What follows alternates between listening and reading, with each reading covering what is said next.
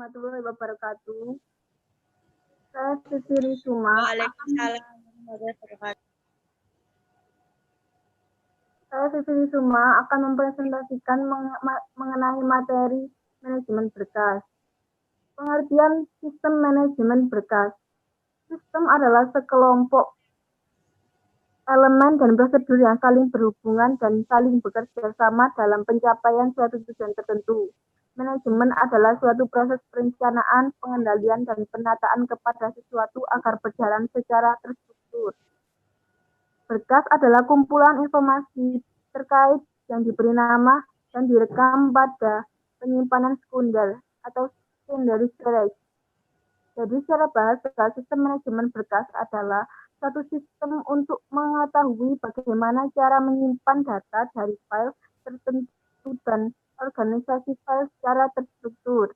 Sedangkan secara istilah, sistem manajemen berkas adalah representasi program data yang berupa kumpulan informasi yang saling berhubungan dan disimpan di perangkat penyimpanan. Mbak Vivi nanti bilang next ya.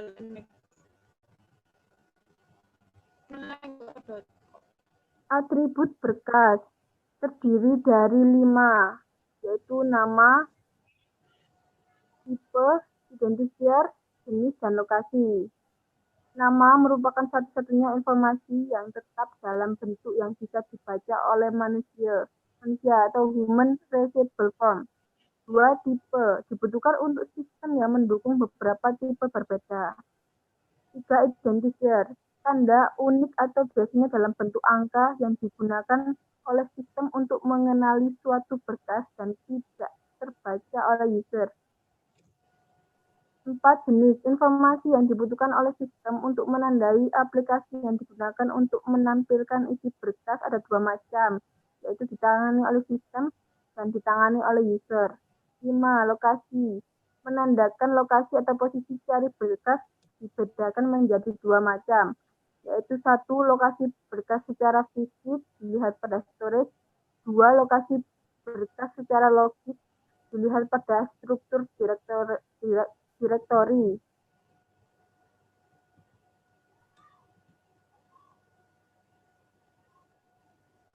Selanjutnya adalah metode akses berkas, terdiri dari 3, yaitu sequential access method atau pembacaan berkas harus dimulai dari posisi awal sampai pada posisi yang dikehendaki. 2, direct access method. Pembacaan berkas dapat dilakukan langsung pada sembarang posisi. 3, index access method.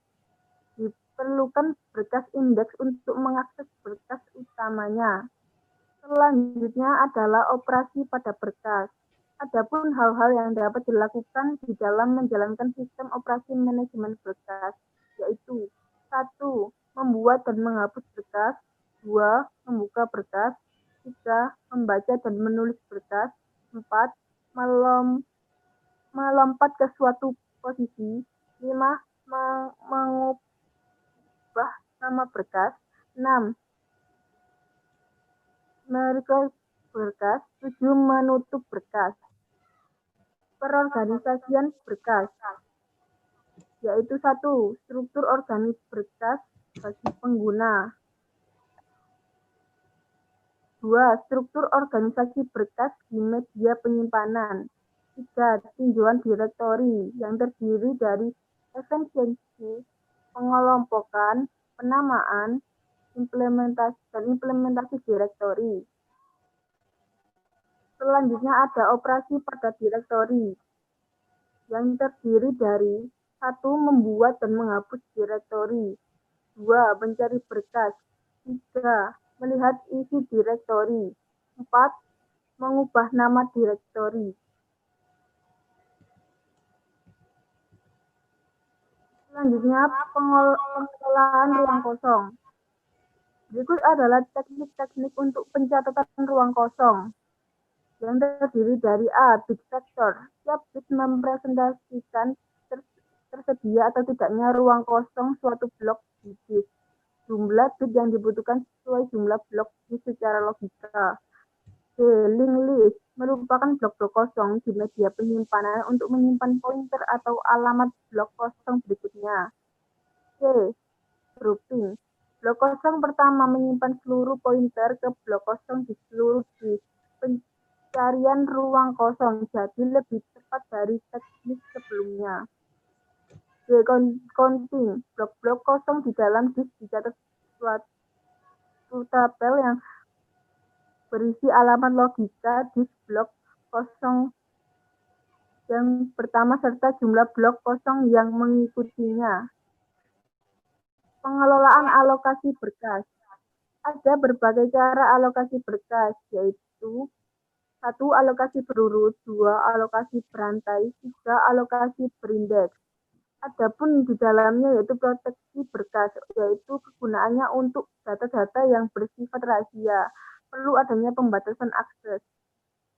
Beberapa mekanisme proteksi yang sering dipakai adalah 1. Proteksi berkas dengan password, 2. Proteksi berkas dengan ACL.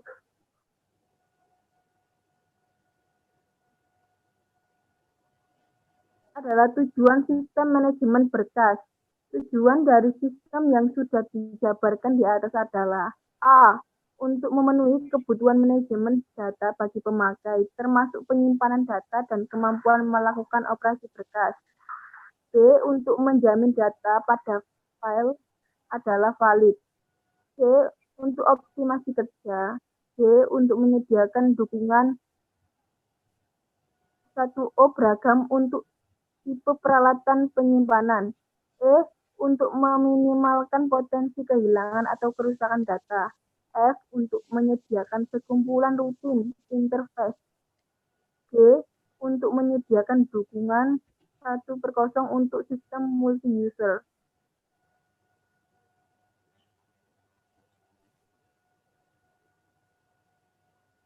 Fungsi sistem manajemen berkas.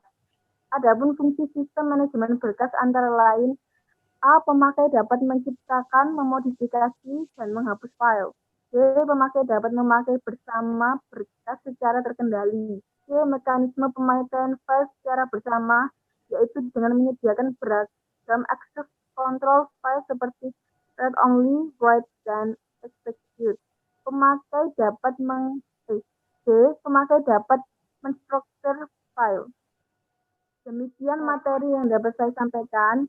Bila ada pertanyaan, silakan. Tanya kepada Mbak Vivi. Ya, silakan.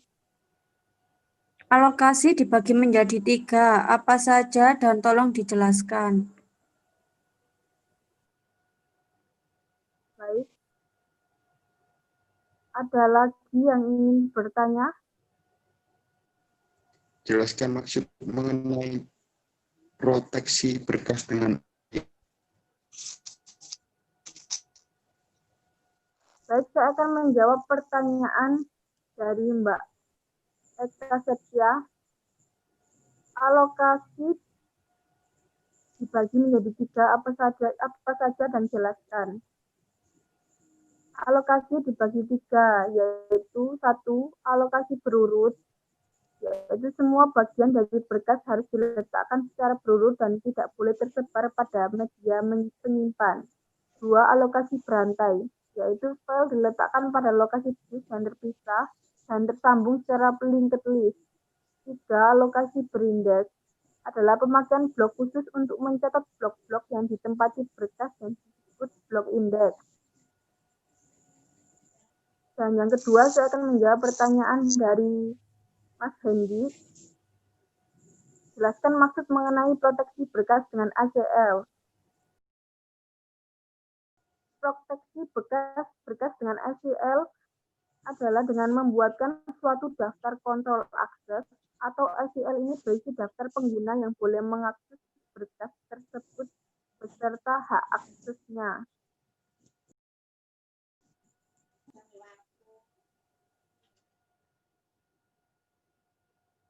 Baik, demikian presentasi dan sesi tanya jawab dari saya. Kurang lebihnya saya mohon maaf.